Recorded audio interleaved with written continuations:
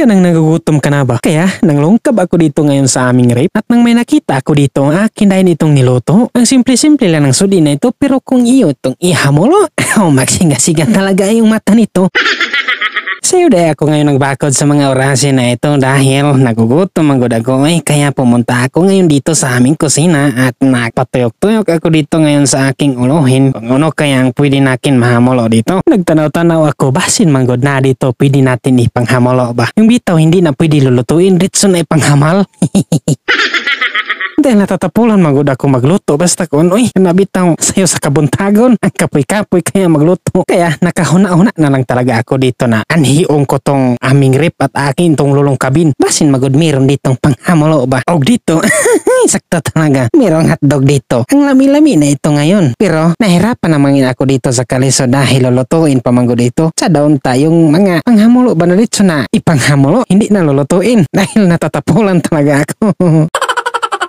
Pero wala na talaga gud ako ditong mahimo dahil ito lang manang naa. At dito akin na din ito ngayong inabrihan. Nahirapan lang talaga ako dito sa kaleso dahil ang tugnaw-tugnaw sakit-sakit ng aking kamot.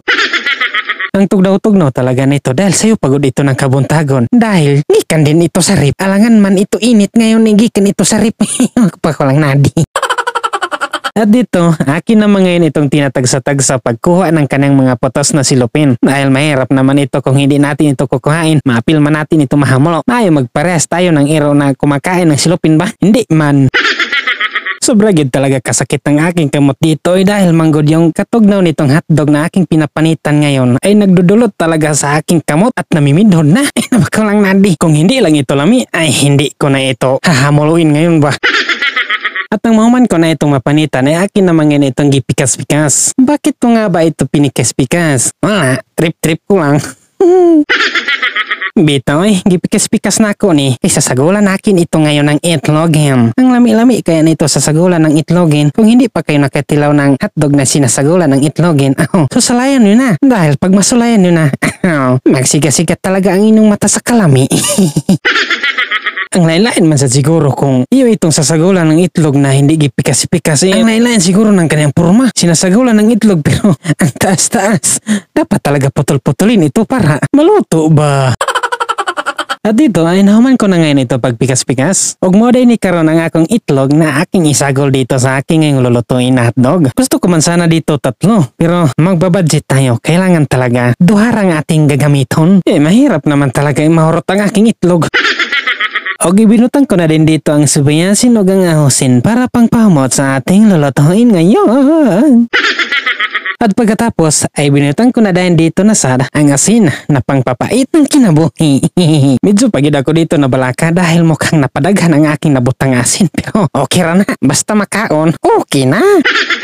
Pagkatapos, isunod ko naman din dito pagbutang ang magic sarapin. Dahil hindi talaga mahimo pag wala ito. Ito kasi ang dumadala ng kanyang lami. Akin na din itong pinagsasagol-sagol. Kinahanglan talaga tatarungin nyo ito pagsagol para yung mga isinagol dito ay mga hilis ba. Samot na yung asin. Kailangan talaga mahilis yun kay kung hindi yun mahilis. Baka atin itong mga kukob-kob. Samot na talaga ang pait-pait ng ating ipanghamulo kung hindi natin ito ngayon tatarungin pagsagil. Magpapainit na rin ako ngayon ng kalha. Butangan na rin ng mantika nang uminit na ito. At nang uminit ng mantika, akin na din nilunod itong aking lulutuin ngayon. Hindi pala nakin ito hinurot ibinasya dito sa kalha. Baka kasi hindi ito maluto dahil manggod ang dagan-dagan ito. Masin makakaon ako ng hilaw ba? Mahirap nang magkalisod-lisod. Binalik ko na din dito ang aking niluto ngayon. Babalian ko na ito para makapanghamulo na. Dahil hindi ko na talaga napipigilan ang aking sarili. Gusto ko na talaga mga mulo.